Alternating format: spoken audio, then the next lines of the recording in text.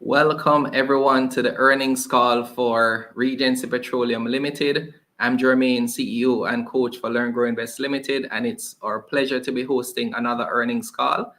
I'd like to, at this time, welcome the CEO of Regency Petroleum, Andrew Williams, to join me. Thank you. Morning, everyone. Welcome, Yeah. Andrew.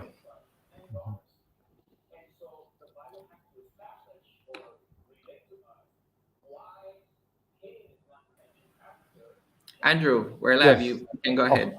okay. All right. Let's start with a word of prayer for the morning. Let us pray. Heavenly Father, as we come to you this morning, we thank you once more for this opportunity to see another day. We thank you for all your blessings and all your mercies on us. We ask now that you continue to guide us and protect us through today, each and every one, watching, listening, and our families and our friends also. In Jesus' name we pray. Amen. Okay, morning again, everyone. Welcome to to our earnings call for Regency Petroleum. We'll be looking at our financials for 2022, and we'll also be discussing and taking questions. Our financial controller, Jerry Grant, will be presenting the financials. He had a little technical issue earlier, but I hope he'll be able to present. If not, I'll be able to present for him. Also, we'll be having a company outlook on what we have planned for the coming year and the other year to come and the years to come, and also question and answers from you all. So I'm looking forward to a productive session within the hour. All right, for moving right ahead to my remarks.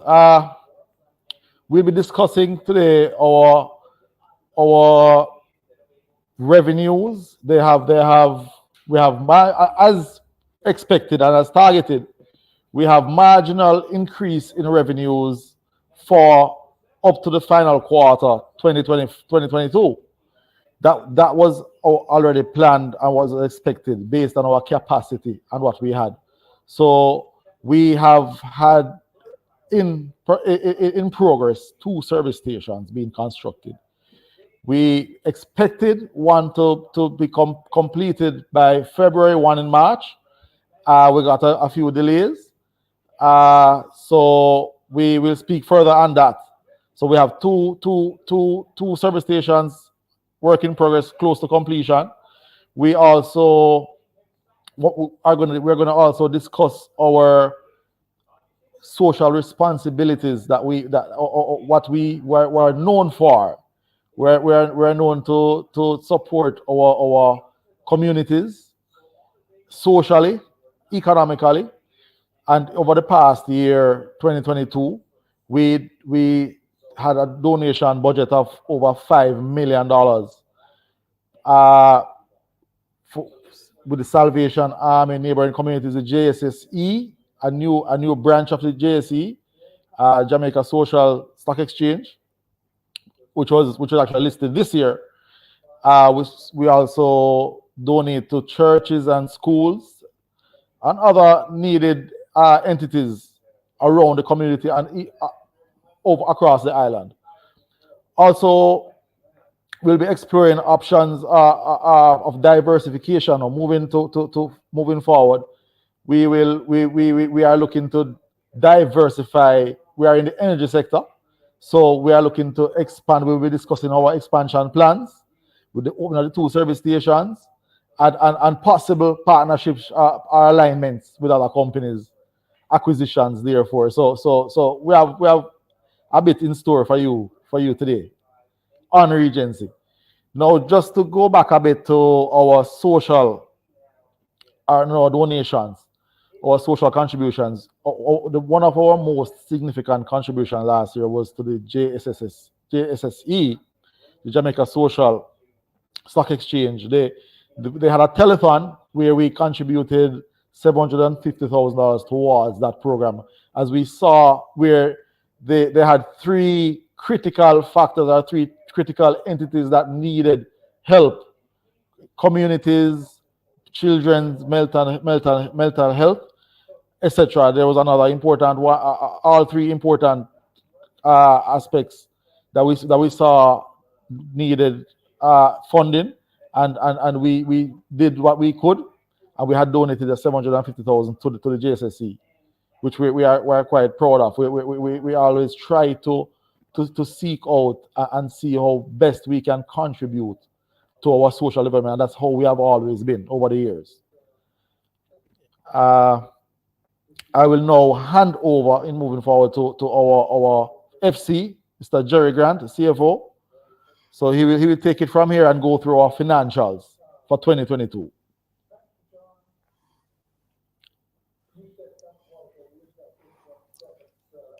Good morning to our Jerry? listeners. Okay. Let's dive in.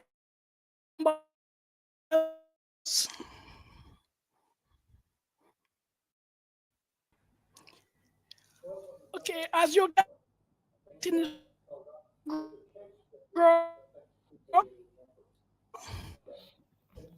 in 20 All right. All right. I don't think we're able to hear Jerry. Okay, Andrew, you may need to take over. Okay. All right. He seems to have some technical difficulties still persisting on him. All right. I can take over from him and we go through the financials for last year. We have experienced a marginal increase in our revenues, up by 12%. Now, this has been expected as we, over the past year, we have basically been maximizing our capacity that we have for our revenue increase. Now, this is the reason why we decided to move forward on two aspects on our service stations. So we'll have the two service stations up this year, and also increase our LPG cylinder sales. Now, with that increase in revenue, we also had a gross profit margin increase of 16.6%. Again, it actually exceeded our expectations, or what was budgeted, because, as I said, we had expected a marginal increase as we go as we go to maximize our capacity. But however, we had a 12% increase in revenues and a 16.6% increase in the gross profit margin. All right, our fixed assets, we last year was an active year for the company. Was I say a busy year for the company. We listed on the stock exchange, and we increased our asset base from 2021. It's a 6.8% increase, positive increase, and our plant and property equipment increased significantly, 204%, as it can be seen. Also, well, our liabilities in 2021, 26 million. We being listed our long-term borrowings for 2022, as you can see, zero. We were listed in 2022, and our payables, 19.5 2022, 20.6 2021, a reduction of 5%. Our share capital, massive increase there again. We listed last year, so that would explain. And also our retained earnings of positive 78% over the previous year, 2021. Moving to our our plant and equipment. In 2022, we our work in progress, 4.1 million additions, 131 million. That would again be with the service stations being constructed. Our depreciation was as expected over the year 2022. Motor vehicle filling plant, 400,000 filling plant, 2.8. Our storage tanks, 1 million. Our gas cylinders, as we have increased our cylinder base, so you find an increase in the depreciation charge, 10.4 for furniture and expenses again. So it's not much of a significant change over the year 2021, 2022. And moving on to our operating revenue, as stated, we moved from 606, so it's a 12% increase. Our gross profit margin from 94 to 112 million. Our operating profit from Andrew. 1 second. I believe Jerry wants to try again. Okay. Jerry, over to you.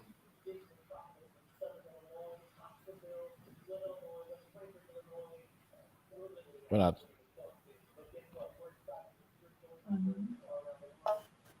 Okay, are you hearing now? Yes, let's give that a try. Go ahead. Yes, we're hearing you. All right, I discarded headset.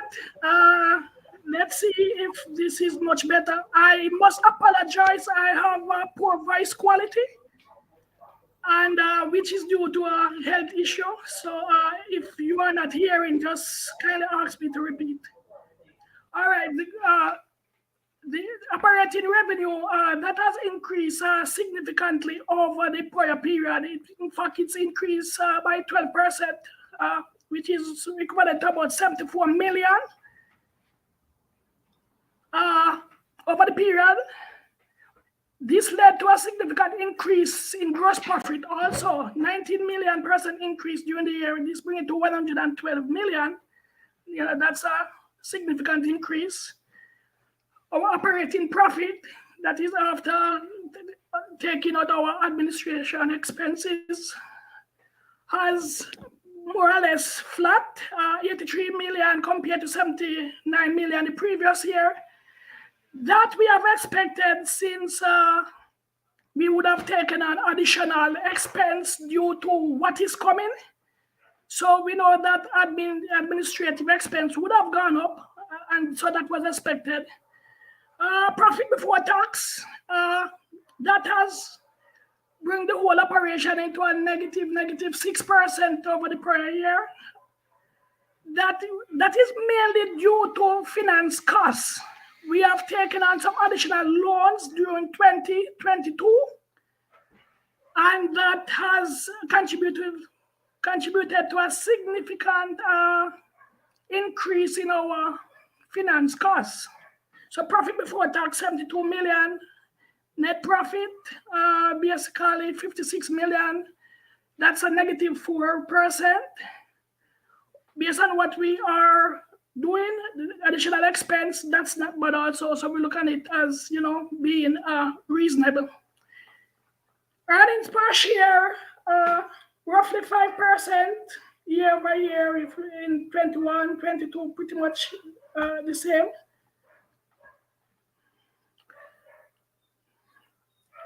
Okay, all right. Cash company is very liquid. Very liquid. In fact, we have working capital of about 121 million. Cash flow from operation, it was down during the year 2022. That's due mainly to receivables, high receivables. Cash flow from investing, we saw a significant jump in that, and it's mainly due to the investment that we are doing into these gas stations and other projects the cylinders and other projects that we have coming on stream. We are getting in bulk storage and increasing our stock of cylinders for the LPG market. Okay, the cash flow from financing, significant, and that we can thank the IPO for that. 238 million. Okay, debt to asset ratio, pretty good. The company showing for 21 is 0.1. Anywhere from 0.5 and below is pretty good. It's 0.1, so it's excellent. Debt to equity, 0.11. Previous year, it was 0.97. Debt to capital ratio, 9.97. Previous year, it was 49.32. And the leverage, financial leverage ratio, 1.11. In 2021, that was 1.97.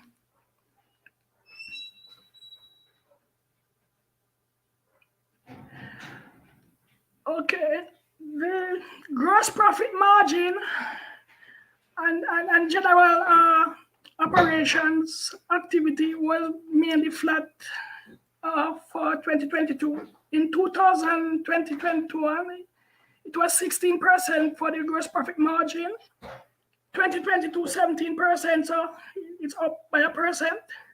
Operating margin, however, declined by 1%. It was 84% in 2021. For 2022, we are looking at 83%, so slightly down. No, nothing to alarm about. We are planning, putting in things for the following quarters. Net margin, 8.27%. In 2021, it was 9.72%. So as I mentioned before, that's down, and it was expected.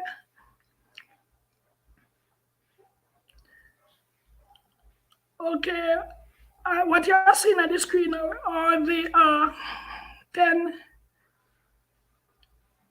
top shareholders in the company. I hope everybody's having a clear view of that. I won't be going through each of them. It's just there for information purposes. I will now hand over to our CEO, Andrew Williams. Yes. Okay. All right. We'll now move into our outlook. Now, I know a lot of persons are eager to know where we are with regards to our 2 service stations being opened. We had a little delay, and I need to say this. We had a little delay based on customs and containers being cleared at the customs. I guess based on what most people should know, issues that have been arising at the customs recently. So it's accrued for a number of delays. So we have had our containers and our shipments for equipment for the service station or for the service stations on the wharves from November. We have a situation where even a container was stripped down and they couldn't even repack it because they stripped in every single container, and there's a backlog at the wharf currently. However, we are working our way through. We have received the majority of the containers. However, we still have a few there that needs to be cleared. So I know we had targeted, we're expected to commence operations for one service station the end of January, the other one in February. That time has passed. However, we are eagerly anticipating the commencement of both service stations in the second quarter. So the end of the first quarter towards the beginning of the second quarter of this year. We have a little delay, yes, but I'm sure that when we get opened, we will see our shareholders and everyone will see our increases in revenues and profits, etc. And now this is basically with having 2 and now 3 in total service stations in operation, full service stations. These 2 will be full service stations along with convenience stores. Now, in regards to our expansion, we have currently earmarked 2 locations that we are seeking approvals for service stations. So we are in the approval seeking process. As soon as we are successful in this process, then we will move on to these for additional 2 service stations. So we are now in the process of seeking approvals for 2 additional service stations, and I don't want to say anything further on that as yet until we get our approvals and we can commence our construction process with that again. So we're in the expansion mode, and we're holding strain with our delays, but we expect by the second quarter to have those 2 projected service stations up and running, and we have 2 more being earmarked and awaiting or seeking approvals now for those 2. All right. So just to before we go to the question and answers, I would just like to state that before we go to state that everything for Regency, I just want to repeat what I've been saying, that we are in a growth stage.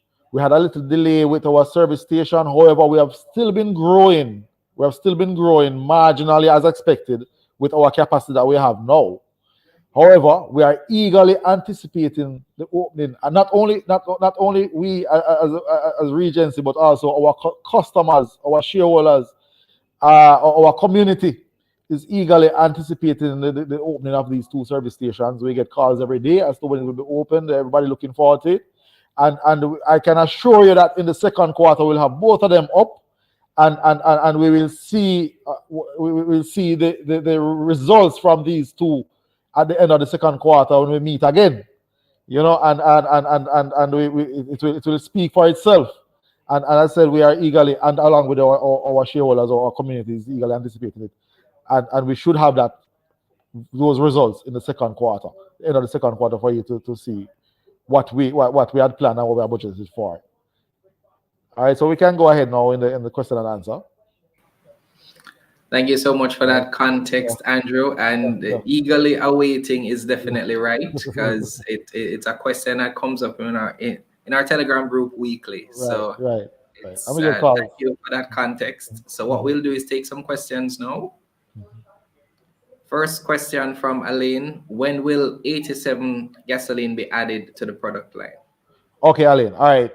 As stated before, we are eagerly anticipating these 2 service stations. They will be what I would call full service stations. We'll offer all automotive petroleum products, 87, 90, ultra low sulfur diesel, and ADO. We currently at our location, based on that's why I keep mentioning our capacity, because at our location we are only able to provide 2 products now, 90 octane and diesel.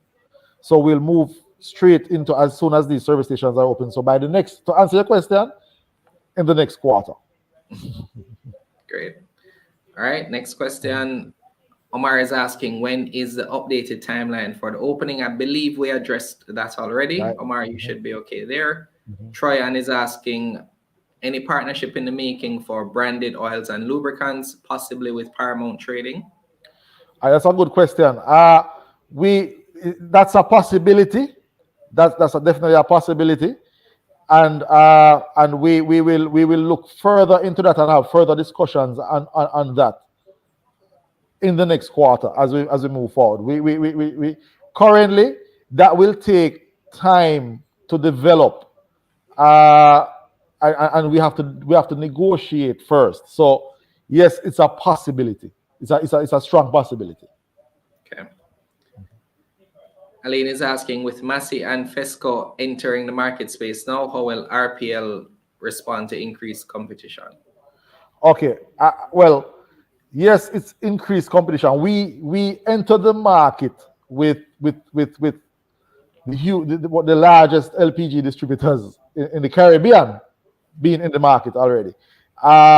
We had entered the market and we have proven ourselves to be quite competitive with the existence of these major LPG distribution and companies, Caribbean companies, multinationals, and we have proven ourselves to be competitive amongst them. So we always welcome competition. I'm saying competition is good.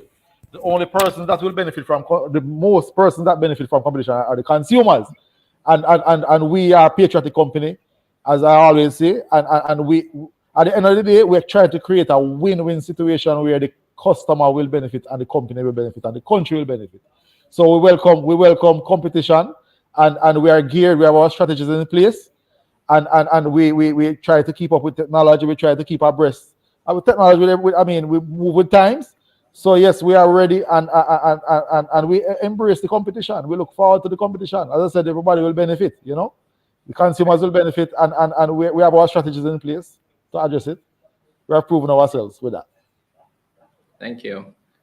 So, question from our community: why did your admin expenses nearly double, and when do you see it retreating to normal levels if this is a short-term occurrence? I'll leave that to Jerry. Jerry will answer that one. Oh, he's not here. Jerry, you're muted. You're muted.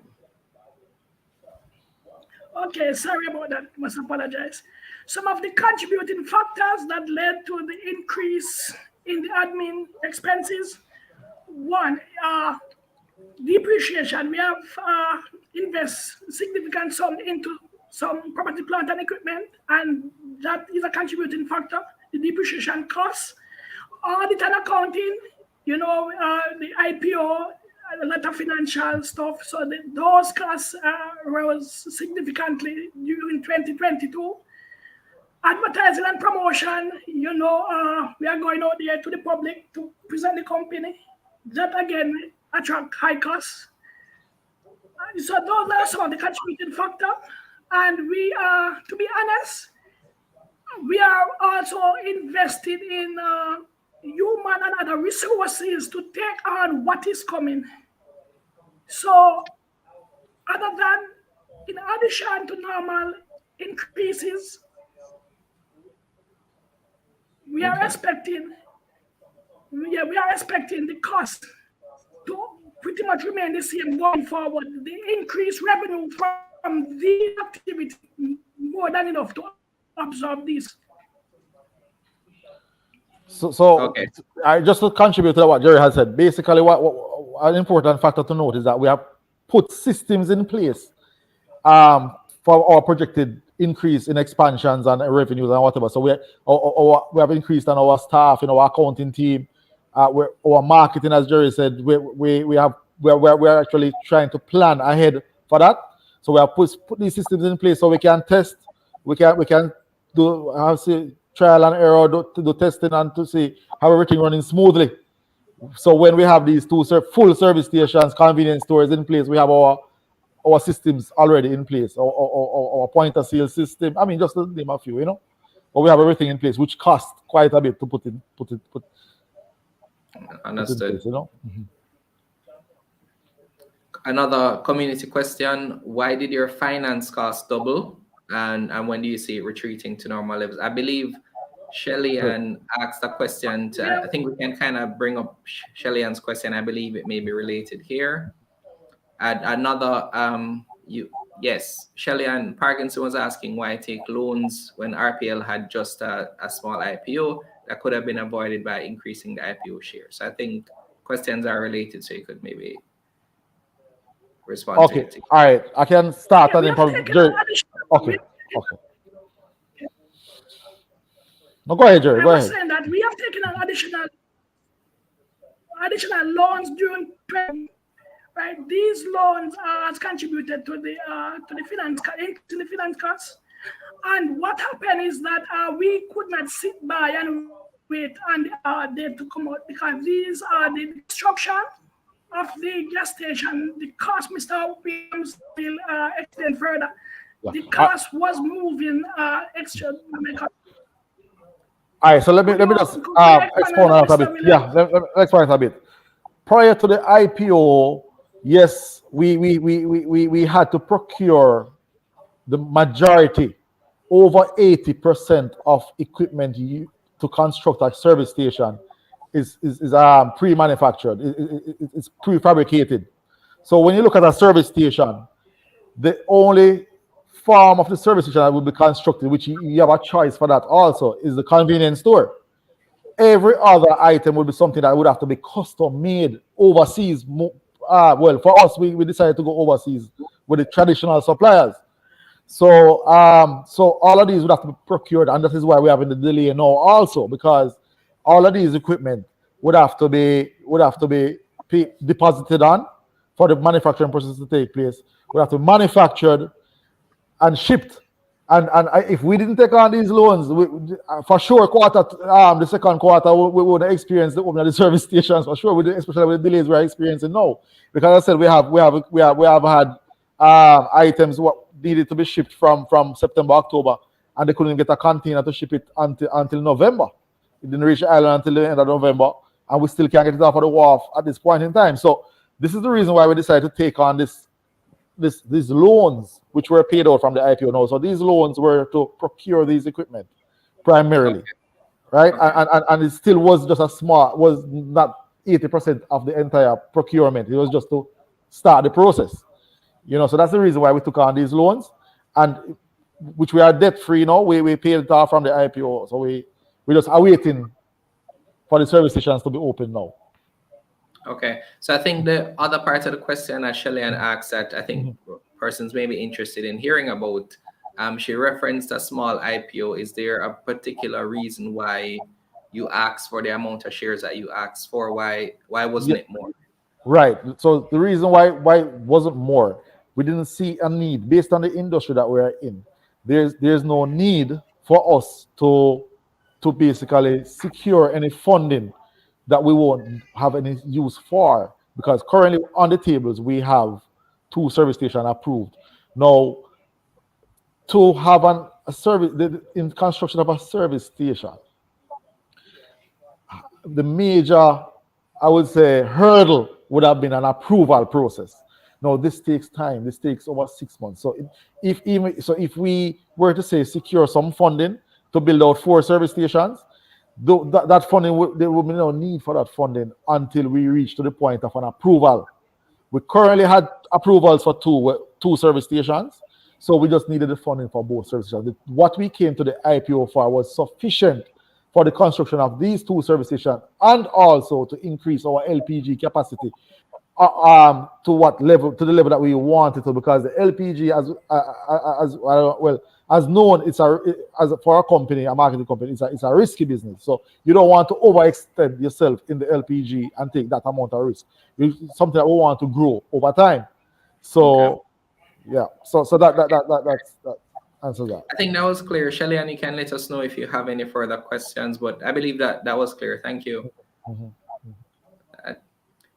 Elaine is asking, are there any plans to come to the market for any additional capital, bond, APO, loan, or rights issue? I believe you do mention being in the approval process for 2 more stations. So I figure at that point that the 2 are approved. At that point, you may need to raise additional funds.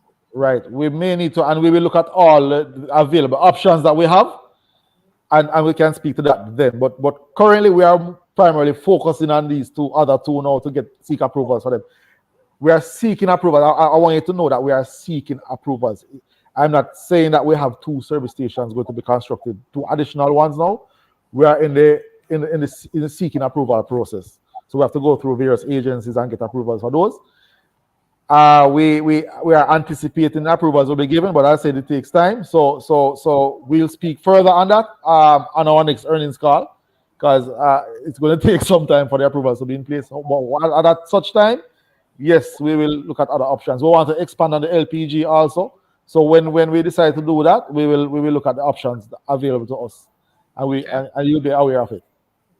I like the sound of that. The next earnings call would be a good time to give that up. Right. So a question from our community: what are the factors that caused such a large increase in receivables? Jerry, you want to? All right. Well, we have increased business during 2022, and the normal process, receivable and credit. So that's natural. Volume of business we are doing. Especially since we came out with our IPO, our company was more established and more recognized now, being on the stock exchange. It has developed a lot of confidence in our consumers, especially in the corporate region, because we're located out of the corporate area. Now, this has led to a huge increase in revenues. The huge increase based on the industry. It's based on the industry and the type of business. We wouldn't say it's huge increase in receivables because of the nature of the product that we are selling. Fuels, it's a high cost product, and in a simple increase in sales or in customer base will cause our receivables to increase also naturally. So a follow-up question that I believe our community members may be interested in here, based on what you've seen since you listed late last year. I know you can't give us specifics. I know the quarter is not over, but how is Q1 for 2023 looking in terms of numbers? Do we expect this will be a good quarter? It will be a good quarter. It will be a marginal increase again, or a little over marginal. It will be a huge increase from the last quarter for sure. But remember now, I keep mentioning our capacity. So we do retail automotive fuels. But what would have increased would have been our bulk sales. So yes, you will see an increase in revenue. You will see an increase in profits. So there will be an increase for this quarter.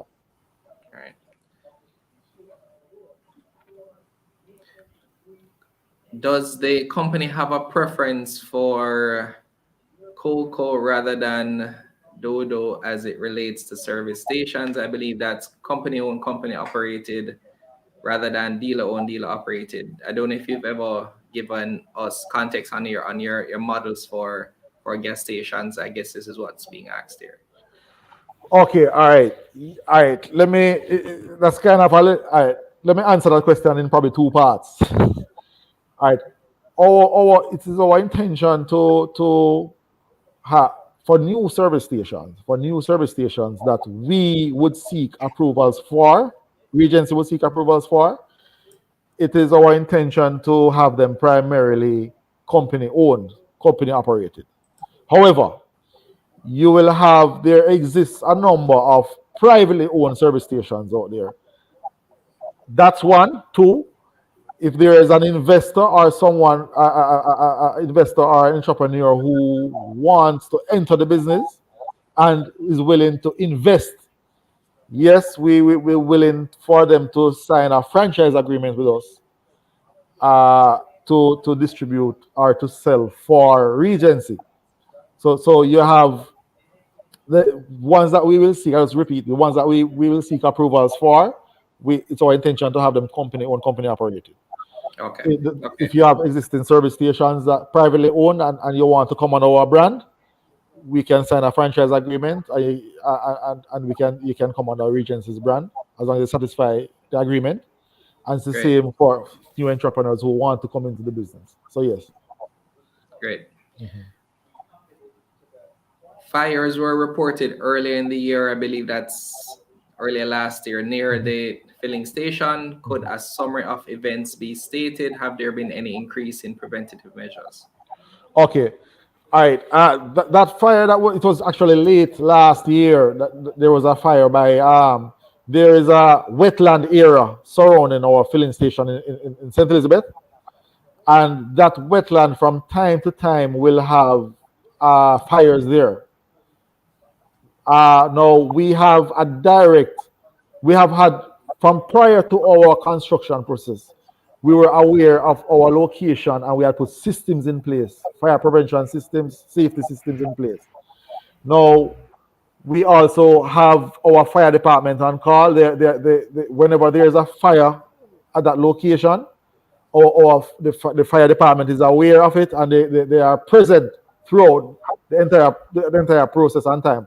It has not, there is no concern to the point where the fire department actually base at our filling station. The trucks are based there. They come in on the base right there and they're not concerned that there should be an issue with our systems that we have put in place, or we were required to put in place. And so there should not be an issue for the community or even for the company. We have not seen where there will be an issue for that. So we have all our systems in place for that. Okay. Please explain what loyalty credits are. I believe it was referenced on the profit and loss statement. Okay, loyalty credits now. These are we are 100% loyal to our local supplier, which is Petroja. Now, for being this 100% loyal to them, they reward us with a loyalty credit at the end of each month. So what you'll find that based on our purchases for the month, we are discounted and it's reflected back into our profit and loss and into our financials, where we get a loyalty discount from our supplier just for being loyal to them and based on our offtake monthly, both LPG and automotive fuels. Okay. Question from Dennis McLean. What are the plans to expand to other parts of the country? Okay. We currently distribute automotive fuels and LPG. For LPG, we currently supply bulk, which is to hotels, restaurants, bakeries across the island.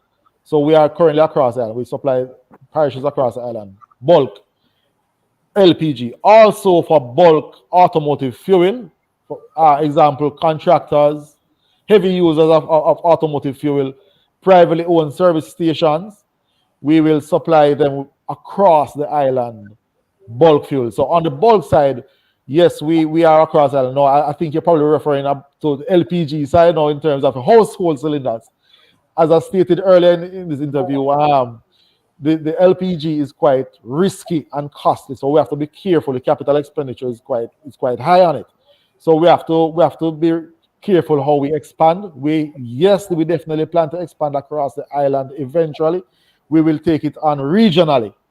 So we are in the regional process now, which is why we say we invest in our LPG cylinders, which is why some of the costs were so high last year, which we bought. But we don't go ahead now and just buy the entire island worth of cylinders. We have to just buy it regionally, purchase it regionally, and gradually until we take over. I wouldn't say take over until we are across the island. Not take over it. I don't want to use that strong word. When you said regionally just now, I was wondering if you're considering going outside of Jamaica. Okay, well, definitely we're considering going outside of Jamaica with our with petroleum. We want to plant our stake firmly in Jamaica first, and then well, don't get me wrong. If an opportunity arises in the Caribbean, we will definitely look at it, definitely. But at the same time, we want to also plant our stake in Jamaica. Have a strong foundation here. When you speak about Jamaican petroleum products or cooking gas, you talk about RPL. So that's what we want. That's what we want to achieve. And so this brings me to a question that, well, further to what Dennis is asking here on the general remarks slide, you mentioned opportunities for partnership. Is there anything that you could expound on that here? Separate from the service station, are there any other partnership opportunities that you're seeing right now? Well, what I can say is that we are in very early discussions. We are in very early discussions, and I just have to leave it like that. But yes, we are in early discussions. And as I said, again, if any further opportunity arises, feasible for the benefit of the company, we will definitely explore them, you know? Okay. Mm-hmm. Is there an explanation for the large spike in interest and penalties noted in the expense line, which would be related to taxes? Well, Jerry can answer that, but just a reminder about the IPO and the IPO costs. There were some heavy costs for that for the IPO coming out, but I think Jerry probably can answer in further detail as to the interest and penalties. I don't know if he's hearing me. Okay. Oh. I am. Yeah, that relates to a L.E.A.R.N payment that is a one-off. So it's in expenditure. So it's a one-off L.E.A.R.N payment cost. Okay. And I believe persons should also note that because you are now listed on a junior market, as it relates to taxes being owed by the company, you're gonna receive a break there for the first 5 years. So that's something I believe, Jerry, you I'm not sure if you mentioned it during your presentation. Maybe you could speak to that a little now. Okay, no, I think Mr. Williams, I was having some technical difficulties during that section. But yes, we will receive a 5-year break due to listed on the stock exchange and additional, I think, for the next 5 years. So that's a good thing, and it reflected in our retained earnings. You would have noticed on the financial earnings increased significantly, within 4 years, to a significant figure. The company at this moment not plan to pay a dividend just yet because we are still rolling out, we are still putting in infrastructure. So it's prudent to pay any dividend just yet. We are just asking the shareholders to be a little patient. It will come and it will come soon, but we are just being prudent and doing what we need to do right now. Okay, thank you for that. I I believe just, sure somebody would have had that question as well about dividends. So yes, thank you for that. So question, why was there no MD&A alongside these results? Well, you will see those, for the quarterly, it's just to be out of the IPO and right into the audit to complete with the deadlines, everything. It was really a challenge to really take on that. We have the option of filing the fourth quarter. We have the bigger, harder task to prove ourselves, take on the audit, and we have accomplished it within the deadline. So it's a challenge that we do. The MDA, those will come, and person will get more information on the company and the company activities in those MDAs. Yeah, and I think it's a great outlet as well, because you have these earnings calls to be able to give context, which is what the MD&A is supposed to be doing for investors. Anyway, so there is an outlet here to share those additional insights through the numbers, through the earnings call. So this is one way that you have a chance to do that. Right. And the customers, your viewers would appreciate a program like this. The investors, it's really good. Exactly. Yeah. All right. So Mike J is asking, any interest in marine fuel in the future? Yes. We have interest in that, but currently we primarily focus now on these two service stations. For marine fuel, that will take on additional capital expenditure. And as I said, if there's any huge opportunity that comes on board, but for the natural day-to-day activity, no, for this year, we'll focus on our service stations and LPG. So marine fuel, yes, for the future, definitely. Okay.